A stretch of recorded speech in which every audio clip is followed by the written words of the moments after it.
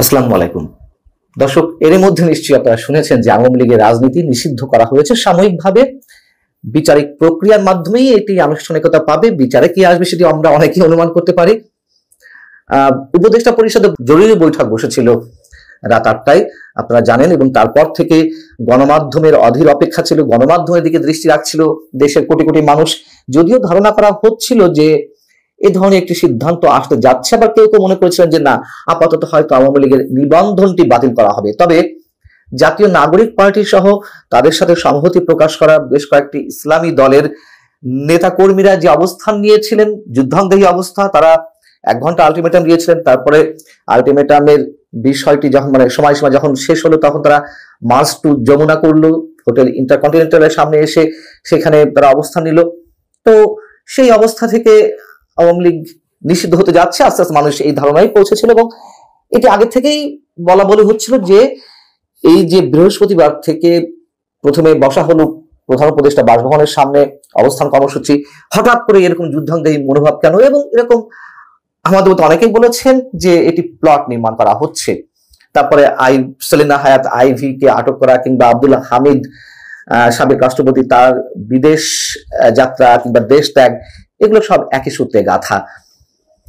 কিন্তু প্রশ্ন হচ্ছে যে এই যে সিদ্ধান্তটি নেওয়া হলো, সেটি কি সব রাজনৈতিক দলের সঙ্গে বসা হয়েছে?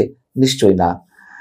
এবং বিএনপি তো তার অবস্থান আগেই জানিয়ে দিয়েছে যে এ সম্পর্কে সিদ্ধান্ত নেবে জনগণ, এবং আরো বেশ কয়েকটি দল, অধিকাংশ দল এ বিষয়ে একেবারেই নারাজ ছিল যে আওয়ামী লীগের নেতাকর্মীদের বিচার আমরা সবাই চাই, যারা অপরাধী, যারা লুটপাটকারী, যারা দুর্নীতিবাজ, হত্যাকাণ্ডের সঙ্গে জড়িত, অবশ্যই সবার বিচার, এ ধরনের সবার বিচার আমরা সবাই চাই। কিন্তু আওয়ামী লীগের মতো একটি দল, তাকে নিষিদ্ধ করা হবে কিসের ভিত্তিতে? এবং কোন দলকে নিষিদ্ধ করেই কি তার আদর্শ নির্মূল করা যায়? তার যারা কোটি লাখো সমর্থক, এই মানুষগুলোকে একেবারে ভ্যানিশ করে ফেলা যায়? নিশ্চয়ই না।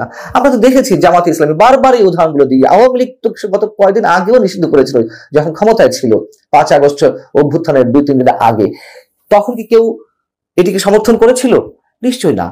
আওয়ামী লীগ সাময়িকভাবে একটা আত্মতৃপ্তির জায়গায় গিয়েছিল, তেমনি সেই আত্মতৃপ্তিটা হয়তো পেতে পারে অনেকে। এবং বাস্তবতা হচ্ছে যে এতে কিন্তু আওয়ামী লীগ এতটুকু দুশ্চিন্তায় নেই যতটুকু বোঝা যাচ্ছে। এর আগে আমি আপনাদেরকে জানিয়েছি, তাদের অফিসিয়াল ফেসবুক পেজে কোনো ধরনের কোনো এই নিয়ে হুতাশ নেই। হয়তো এখন তারা প্রতিবাদ করবে বা করা উচিত দলীয় অবস্থান থেকে সেটি তারা করবে। আরেকটি কথা মনে করিয়ে দিই, যখন গত 5 ফেব্রুয়ারি বঙ্গবন্ধুর 32 নম্বরের যে ঐতিহাসিক বাড়িটি বুলডোজার দিয়ে গড়িয়ে দেওয়া হলো, তখনও তো কেউ এটি সাপোর্ট করেনি, মুষ্টিমেয় কিছু মানুষ বাদে। যে ভয়ঙ্কর ভৌতিক পরিবেশ তৈরি করা হলো, বরং সিম্প্যাথিটা আওয়ামী লীগের পক্ষে গিয়েছিল। যে বাড়াবাড়ি হয়ে যাচ্ছে, বিএনপি থেকে শুরু করে যে গণতন্ত্র মনা রাজনৈতিক দলগুলো আছে, তারা কি কেউ এটিকে সমর্থন করেছে? হয়তো রাজনৈতিক জায়গা থেকে একটু রাগ ঢাক করে কথা বলতে গিয়ে অনেকে বলেছেন যে এটা শেখ হাসিনার প্রাপ্য ছিল, এটি তার কৃতকর্মের ফল। কিন্তু কেউ কিন্তু বলেনি যে এটি ঠিক হয়েছে। কারা আওয়ামী লীগ নিষিদ্ধের দাবি তুলেছিলেন? জাতীয় নাগরিক পার্টির সঙ্গে ছিলেন, জামাতে ইসলামী নেতারা ছিলেন, এবি পার্টি ছিল, ইসলামী ছাত্র শিবির, ইসলামী আন্দোলন বাংলাদেশ বা হেফাজত ইসলাম, এই তো গুটি কয়েক ইসলামী দল সহ বলতে গেলে, আর জাতীয় নাগরিক পার্টি। কোথায় সিপিবি, কোথায় বাসদ, কোথায় জাসদ, কোথায় এলডিপি কিংবা অন্যান্য রাজনৈতিক দল, নাগরিক ঐক্য, গণসংহতি আন্দোলন, তাদেরকে কোনো সমর্থন আছে?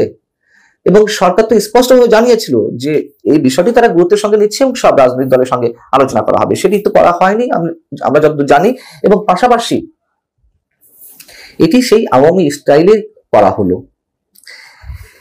এবং একটি কথা মনে করিয়ে না দিলেই নয়, গত 9 মাস ধরে যে নির্বাচনের জন্য বিএনপি সহ সব রাজনৈতিক দল চাপ প্রয়োগ করছে, কোনো কিছুতে কোনো কিছু হচ্ছে না।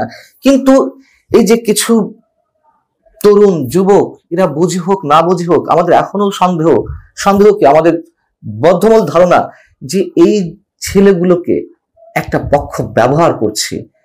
এরা বুঝে না বুঝে কোনটা অবলম্বন করে এতটা হার্ড লাইনে যাচ্ছে, আমরা সেগুলো ভেবে চিন্তিত শঙ্কিত। আখেরে বা দিন শেষে লাভটা কার হচ্ছে? একটা সংঘাতময় পরিস্থিতি, সাংঘর্ষিক পরিস্থিতির দিকে নিয়ে যাওয়া হচ্ছে দেশকে। ছাত্রলীগকে নিষিদ্ধ করা হয়েছে, তার কার্যক্রম শেষ। আওয়ামী লীগকে নিষিদ্ধ করা হলো, সাময়িকভাবে কার্যক্রম শেষ হয়ে যাবে। এবং এর আগে আমি বলেছি আওয়ামী লীগ নিষিদ্ধ অবস্থাতে আছেই, তারপরে কি তারা ঝটিকা মিছিল করছে না? তারপরে তাদের লোকজন জেলে যাচ্ছে না আটক হওয়ার পরে? এখন কি থেমে থাকবে? যদি থেমে থাকে ভালো কথা, কিন্তু অভিজ্ঞতা তো সেটি বলে না, বরঞ্চ উল্টোটাই হওয়ার কথা। জামাতকে যে নামতে দেওয়া হয়নি 2009 থেকে 2024 পর্যন্ত, তাতে জামাত কি তার শক্তি ক্ষয় করেছে, শক্তি হারিয়েছে, নাকি আরো বেশি শক্তি সঞ্চয় করেছে? এবং একটি উদাহরণ আমি আপনাদেরকে দিয়েছিলাম যে আওয়ামী লীগকে 1970-এ তৎকালীন সামরিক শাসক ইয়াহিয়া নিষিদ্ধ করেছিল, কিন্তু এই নিষিদ্ধ অবস্থাতেই আওয়ামী লীগের নেতৃত্বেই তো দেশ স্বাধীন হয়েছিল। এগুলো একটা জিদাজিদি পর্যায়ে গেছে এবং ছাত্ররা মনে করছে, ছাত্ররা মানে জাতীয় নাগরিক পার্টির সঙ্গে যারা জড়িত, তারা খুব বড় বিজয় অর্জন করলো।